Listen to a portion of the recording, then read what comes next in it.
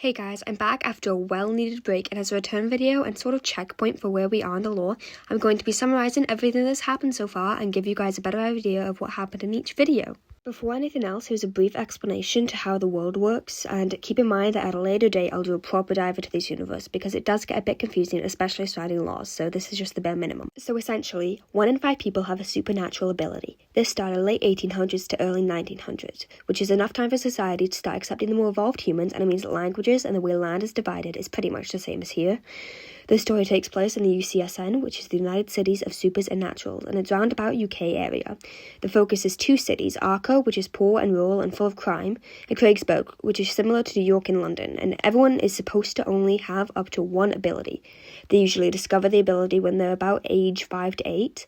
The government is run by organizations, the most powerful 3 being the FOD, the Amber Eye, and the military. Military and police are a part of the same organization, and they are in charge of enforcing a default system of laws.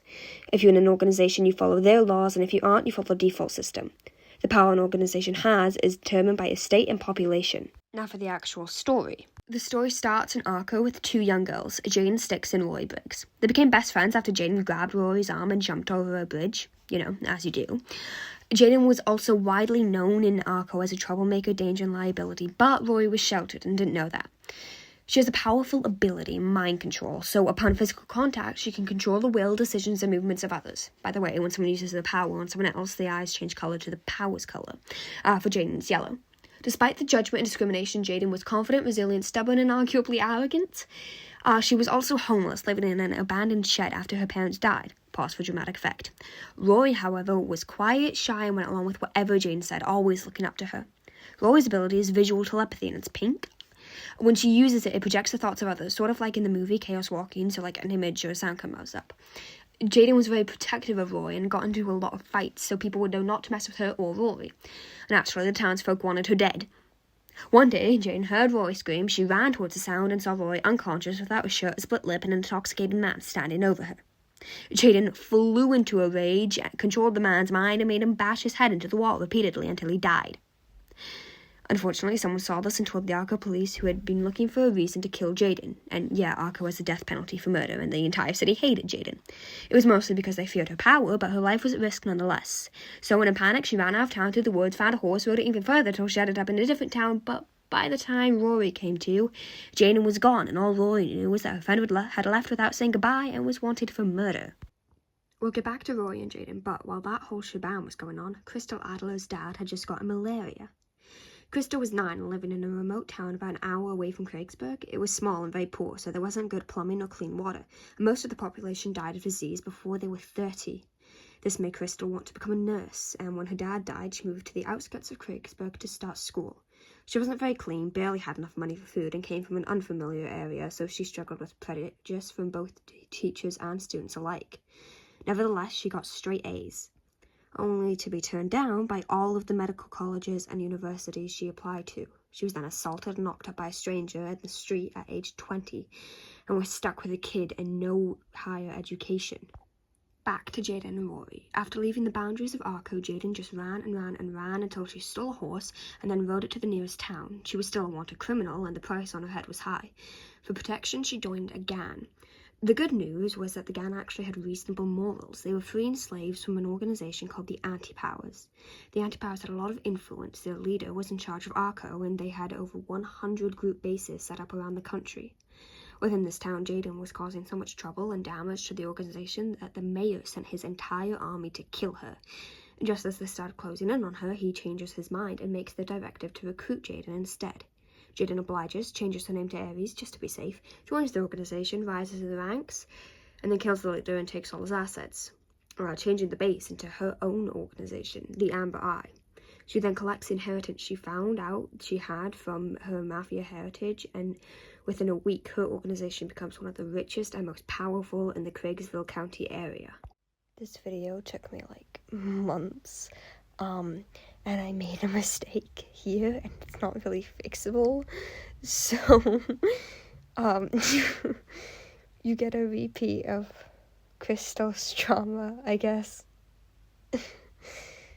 Also, I'm probably gonna do a blooper reel because I kept accidentally doing Hamilton stims. And I have the drawings of headcanons at the very end, so I guess, yeah, best wait for that. And, like, congrats if you didn't get bored of my voice already by now, because it's pretty far in and it's a really long video, so good for you. After Jaden left, Rory felt abandoned. She missed her friend, and without a stable emotional anchor, her home life was unbearable. Her father was abusive to all the women in her family. Her mother left for help and never returned. This is because he stabbed her 3 times. And her sister, Eleanor, died of scrape infections on both her arms and a failed amputation when she was 17 and Rory was 11. Jaden always hated seeing the bruises on Rory, and one day when they watched someone's house burn down with them inside it, Jaden promised Rory that if her dad ever hurt her again, Jaden would burn him to a crisp. Then Jaden left, and when Rory finally went home, her dad hurt her, so naturally, in response, she drugged his beer, tied him up, poured gasoline all over him in their house, then dropped a match. During the event, her dad sliced her eye, but Rory survived. Her father, on the other hand, is very dead. Rory left Arco and started traveling to Craigsburg. During her travel, she was married twice, once when she was 14 and again when she was 16. Both marriages were against her will, and both spouses are currently dead. Finally, Rory arrives in Craigsburg, and during a month-long search for work, she finds out she has a second power and vulnerability. This is completely unheard of. No one in history has ever had more than one ability.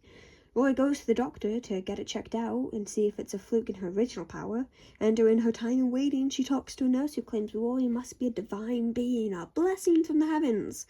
Rory doesn't believe this, but looking for any way to make some money, she decides to start a community called the Followers of Divinity, or FOD. Her influence quickly grows and her community becomes recognized as an official organization. Eventually, the FOD ended up interfering with the Amber Eyes business as a weapons dealer because its influence meant more buyers were being recruited. Ares didn't believe for a second Valerie was some god and retaliated with criticism and buying things of interest to the FOD before they could get them. The 2 organizations became rivals, completely unaware that the other leader was their childhood friend. Meanwhile, Crystal had joined the police academy on a whim. It was the only thing you didn't need qualifications for. Just as long as you didn't have a criminal record, and Crystal was clean. She was placed on precinct that she later found out was illegally underpaying her. This meant she couldn't afford to provide for herself or her daughter Brooklyn. She starts drinking, and one day in a drunk state, she snaps at Brooklyn, telling her it's her fault they're poor. Brooklyn knows she's the child of Crystal's abuser, and when this weight was added on, she snapped too, deciding her mother deserved better, so she ran away. Crystal was devastated. She looked for Brooklyn for weeks, getting no sleep. On the other hand, on the 3rd day of Brooklyn being on her own, she met Ares collecting debt from a scrawny man in the alleyway, backed up with a muscular tall guy. Ares tried to convince her to leave, but Brooklyn had noticed the bruises on Ares. Finally, Ares gave up. She approached Brooklyn with the intention to mind control her into leaving, but when she placed her hand on Brooklyn's shoulder, nothing happened, except the girl's eyes glowing green, indicating power usage. Brooklyn's ability was Power Block. This intrigued Ares. Then Ares' bruises healed. This child had 2 abilities, the first since Ares' rival Valerie. Ares ordered the man, Tank, to get the car while they were waiting, sat down to talk with Brooklyn. Brooklyn explained everything, and to make her feel better, Ares told her she used to be someone else before leaving her home and changing her name. Brooklyn immediately saw Ares as some kind of hero, and told Ares she was changing her name to Brooke to be just like her. Ares offered for Brooke to join the Amber Eye, and Brooke agreed. Go back in time and we see a teenage girl, Felissa Stint. She was adopted when she was 2, and when she was 15 came out as gender fluid. Everyone was super supportive. He got top surgery when he was 18, changed his name to Thorn Samash, he'd taken his adoptive parents' surname, and prepared to go to law school. Unfortunately, he was diagnosed with breast cancer. His parents could only afford a portion of treatments, just enough to keep him out of hospital. So Thorn decided if there was a chance he wouldn't survive, he wanted to do something worthwhile. So he joined the academy and became a police officer. When Crystal joined Thorn's precinct and started investigating the Amber Eye, Thorn pointed out to her that the Amber Eye and FOD were rivals. As Crystal joined the FOD to find a way to help the leader take down Ares, Thorn found out a lot of civilian deaths were from organization conflicts. Thorn then started working on plans to change laws, influence organizations, build governments, and create an era of peace between powerful organizations, starting with taking down the anti-powers. In Craigsburg, the anti-powers were considered domestic terrorists. Thorn convinced Valerie and Ares to help him take down some of the primary groups, which they did very effectively, but completely unaware the other one was a part of the plan. Meanwhile, Valerie had established an inner circle. She started dating Crystal, was close friends with Aiden Locke, the first son of one of the richest families in Craigsburg, and her married Fern, a clever shapeshifter with a closed-off past. She'd also included Sakova Arsenov to help them with some of the rumours and discriminatory behaviour they were experiencing as a member of the FOD. Sakova's family was deeply rooted in the cult and despised them for being the youngest member of Valerie's upper ranks, while the rest of their family got no credit. This led to rumours about the origin of Sakova's power, infrared vision, primarily that they were a spy for the Amber Eye. So to help protect Sakova from the rumours, Valerie suggested they wear a blindfold.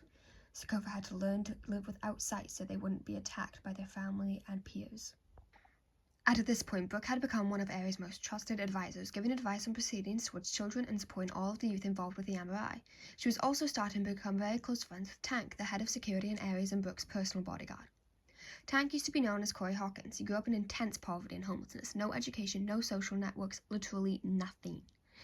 He joined the military to try and start a new chapter in his life. Unfortunately, during one of their battles, most of Tank's forces were defeated, and him and 7 of his comrades and friends were taken as war prisoners. They were put in a gladiator ring made to fight to the death for the entertainment of their captors. Tank's friends turned on him immediately. They didn't want to hurt him, but he was the weak link. They needed to give the enemy a show to buy some time to figure things out.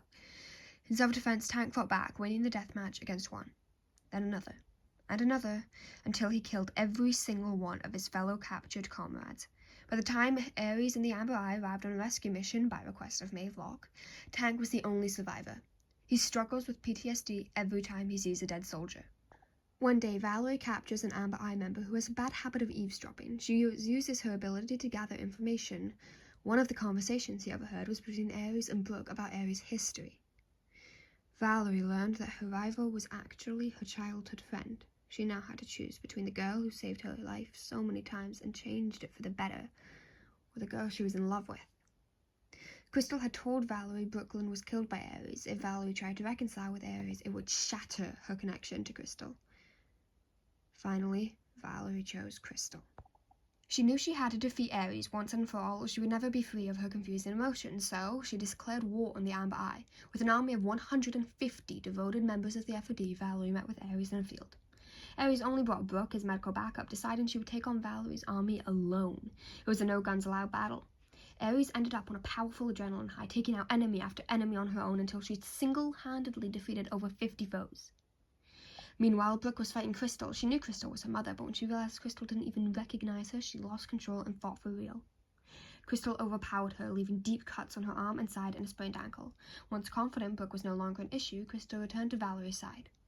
Ares was taking down too many people, and Valerie knew it was a losing battle, so she played dirty. She pulled out a gun.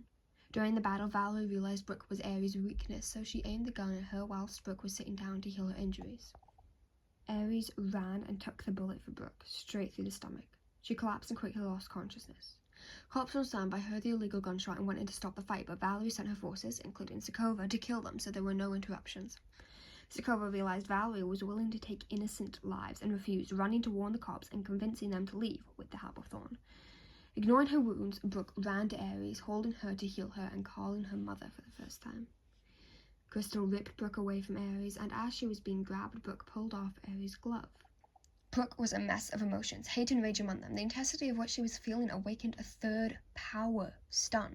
She stunned Crystal and Valerie, grabbed Valerie's gun, and shot her. Valerie claimed she was divine and that Brooke couldn't even injure her.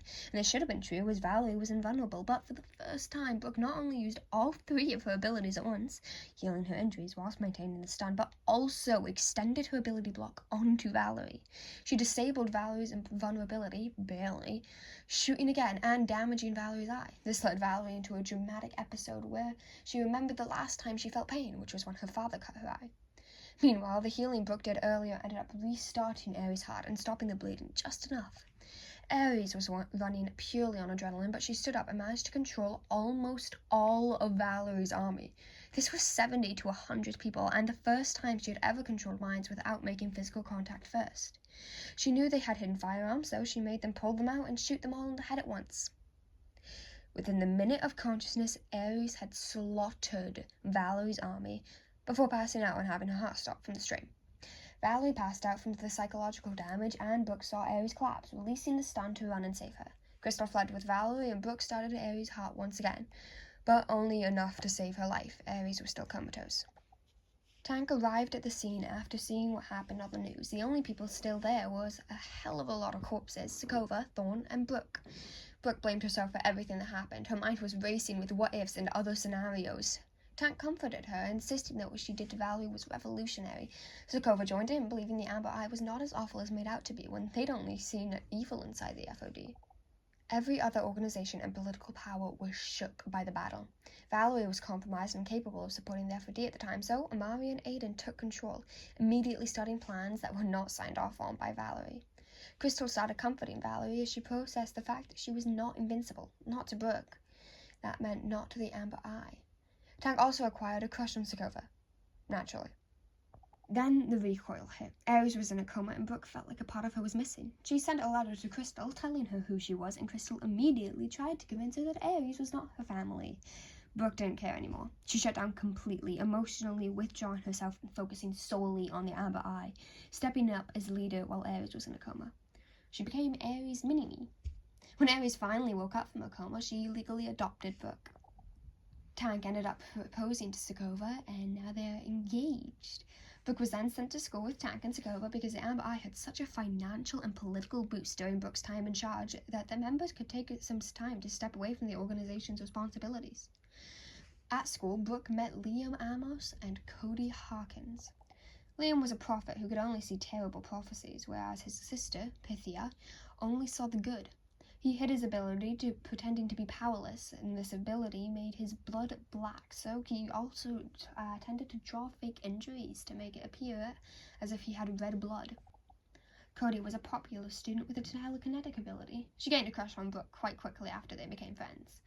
Their friendship did start rocky as the head teacher of the school, Aiden Locke, told his favorite student, Cody, not to trust Brooke. After her first kill, she lost all morality and regard for human life, being completely comfortable with murder to a concerning degree. And that is about where we've gotten to. I really hope this helps. I'm so excited for the next chapter of the story, and this video serves also as a Q&A because I will answer any and all questions you have in the comments. And here are some much appreciated followers, and I look forward to further traumatizing my characters.